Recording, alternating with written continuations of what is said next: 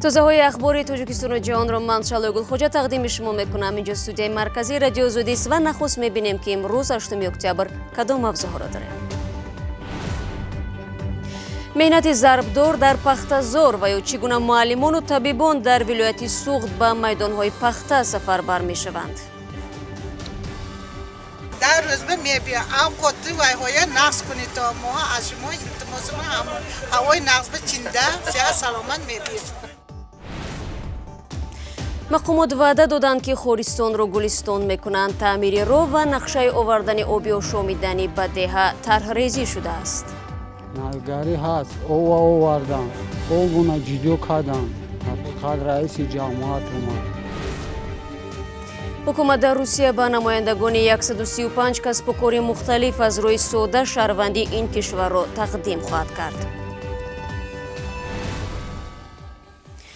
در پخته‌زارهای تاجیکستان بوم مرام چیدن طلای سفید ادامه دارد.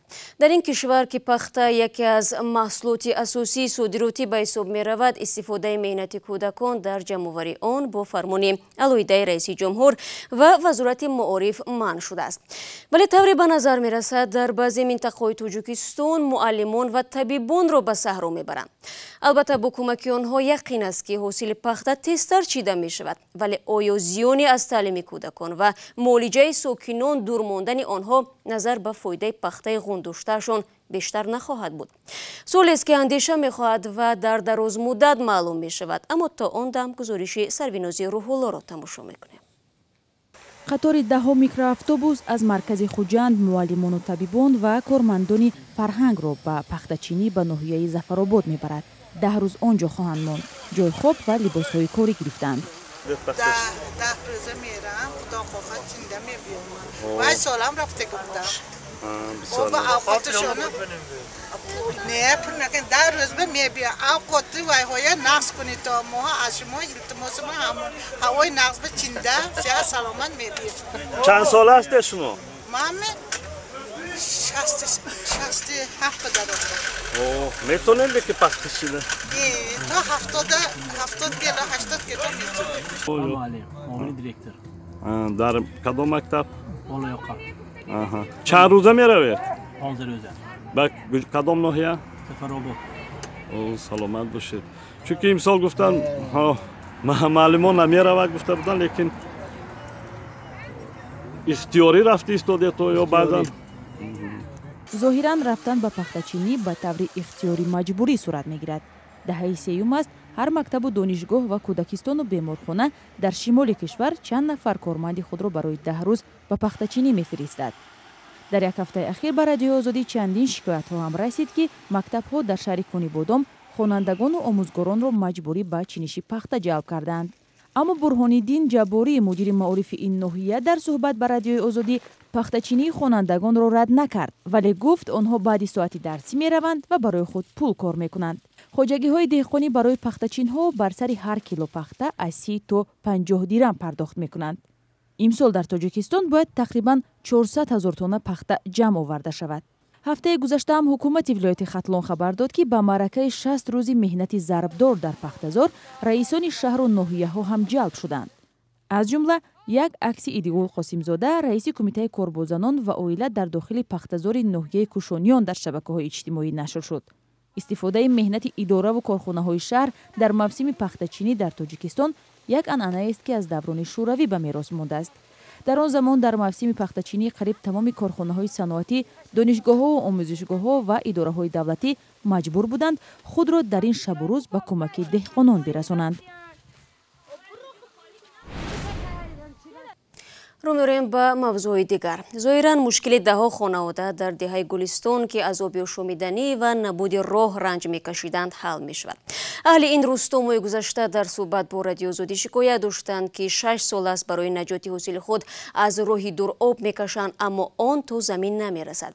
شکایت آنها نیز از سوی مقامات نادیده گرفته می‌شود. حالا مردم این ده تا اندازه خوشبین شدند، هرچند بعضی از آنها میگویند تا در عمل وعده مقامات اجرا نشود به بهبودی وضعیتشان باور نمی‌کنند. گلبهار سفر و از دهه گلستانی ناحیه فرخور چند روز پیش به رادیوی آزادی شکوه کرد که از بی آبی اذیت میکشند با وجود آنکه از پیش منزل آنها آب جوی میگذرد زراعتشان نارسیده خشک میشود. حق نداره شما میگم یا خلق نیست یا فرمیرو چی به مردم آوردشونده حق نداره. حالا وضع روانی این زن از آن روزها فرق میکند چون که آمدن منصبداران و وعده رسیدن آب به دهه خوشحالش کرده است. مثال راهاتون اگه چی میکنه مسئولیت کنین گفت همه کسا گفت یک مثال بین یک دیگر مسئولیت کنین گفت میشه گفت خیلی میکنیم اکا وعده دادن اکا. گلستان دهه 90 و در آن 30 خانواده زندگی میکند. به گفت ساکنان 7 سال است برای تامین دهه به آب درهای مقامات را میکوبند. از آنجا هم وعده حل مشکلشان را میشنوند. ای خطون نگه سوم جمع کنین تشکیل کنین همه قبل نین 10 سوم میتن برای او و نمیتن شون وقت خش میزنن 50 سومی میتن 100 سومی میتن تربه میگیرن او تشکیل میکنن نمیکنن تشکیل. این هم تری جای به صحی و به اویای به سویتی بود همه سویتا را هم سوم جمع کردیم. مقامات میگفتند تدریجی دهه گلستان را به آب تأمین خواهند کرد. این مسئله ها زینه به زینه حل میشود. یک باره همین مسئله حل کردن امری محال است. چنین به نظر می رسد بعد گزارش رادیوی آزادی جنبش امیدوار کننده برای حل مشکل مردم به وجود آمده است. نایگاری هست او آوردن او بونا جدیو کردن حقیقت رئیس جماعت اومد. تأمین آب و برق و راه از دشواری‌هایی است که ساکنان محلات نو در تاجیکستان با آن روبرو هستند. بر طبق مقررات باید قبل از مسکون شدن مردم این مسئله ها حل شوند. معمولا مردم اول مسکون میشوند و بعداً با تک و دوهای زیاد به جای زیستشان برق و آب میآرند راه میسازند. بعضاً برای به یک نتیجه رسیدن 10 ساله ها میگذرد. کاهش طبیعی شماری اهالی روسیه تا 3 سال دیگر ادامه خواهد یافت. در این باره در پیشبینی رشد اقتصادی و اجتماعی روسیه گفته شده است که همراه با طرح بودجه فدرالی به دومای دولتی پیشنهاد گشته است. بر اساس سند به افزایش شماره اهالی روسیه تا سال 2023 مهاجران کمک خواهند کرد. تنها پس از سال 2024 اهالی روسیه به طور طبیعی افزایش یافته به نزدیک 149 میلیون نفر خواهد رسید. در عین زمان حکومت روسیه اعلام کرد که تقدیم شهروندی را به نمایندگان کسب و کاری گوناگون آسان میکند. خیرامان بخوزاده با تفصیلات بیشتر. مقامات در روسیه به طبیبان، مهندسان، ژورنالیستان و در مجموع به نمایندگان 135 کسب و اختصاص امکان میدهند که از راهی ساده‌تر صاحب شهروندی روسیه شوند. طرح نوی برنامه ساده شدن امکان دریافت شهروندی در حکومت روسیه مورد بررسی قرار دارد. حکومت روسیه در فکر حل مشکلات دموگرافی و یا افزایش اهالی است که بیش از 146 میلیون نفر را تشکیل می‌دهد، ولی ظاهراً از نظر سرعت افزایش قانع کننده نیست. حکومت پنهان نمی کند که یک راه حل مسائل رشد دموگرافی در همایش شهروندان قلمروی سابق اتحاد شوروی است. اوکراینی ها و بلاروس ها، تاجیکان و ازبک ها از یک فضای واحد فرهنگی و اجتماعی با روسیه هستند. زبان روسی را در اکثر حالت می دانند و از نظر شناخت و مطابق شوی با واقعیت های جامعه روسیه زیاد مشکل ندارند. مهاجران از کشورهای آسیای مرکزی در بیش از 12 ساله بعد کسب استقلال روسیه نیروی اصلی کار کم درآمد در این کشور را تشکیل دادند. بر اساس آمار اخیر در روسیه تا 15 میلیون مهاجر خارجی با هدف کار و زندگی قرار دارند. از میان آنها تاجیکان بیش از 9 میلیون نفر را تشکیل می‌دهند، میگوید آمار رسمی. ولی در حالی که روسیه مشکل نفوس یا دموگرافی خود را از حساب مهاجران صاحب اختصاص یعنی تحصیل کرده های دانشگاه‌ها صاحبان کسب و کار حل می‌کند و این مهاجران به روسیه می‌کوچند، کشورهای مهاجرزای مثل تاجیکستان در حالتی باز هم ناگوارتر قرار می‌گیرند.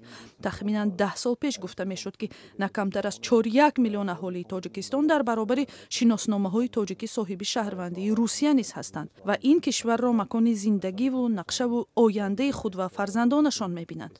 تا کجا مقامات در تاجیکستان در برابر چنین برنامه و نقشه‌ها دورنماهای خود را دارد فعلا زیاد معلوم نیست.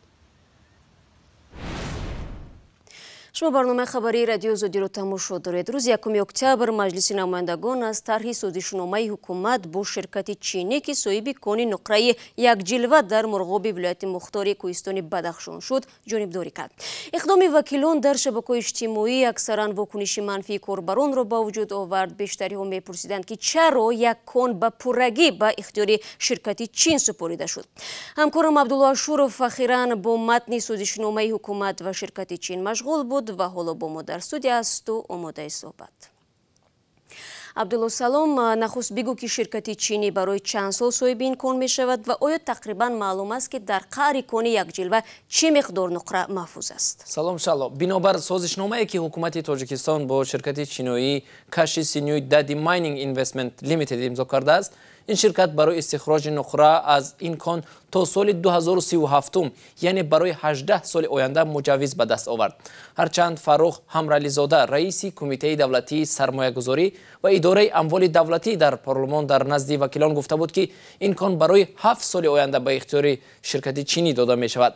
روز 1 اکتبر وقتی در پارلمان این مسئله بررسی می شد، ذخیره نقره کان 113 تن گفته شد، اما رسانه‌های تاجیکستان قبلا با تکیه به معلومات سر اداره گئولوژیا ذخیره آن را 205 تن گفته بودند، ولی حکومت ولایت کوهستان مختار بدخشان میگوید ذخیره این کان 415 تن است. معلوم نیست این رقم ها از کجا به دست آمدند و چرا از همدیگر فرق میکنند. عبدالله، یک مسئله بحثناک دیگر این بود که تاجیکستان از این دو ستد چی سود میبیند، در حالی که گفته میشود شرکت چینی از پرداخت انداز و بوج گمرکی آزاد شده است. در سازشنامه در این باره آیا چیزی گفته میشود؟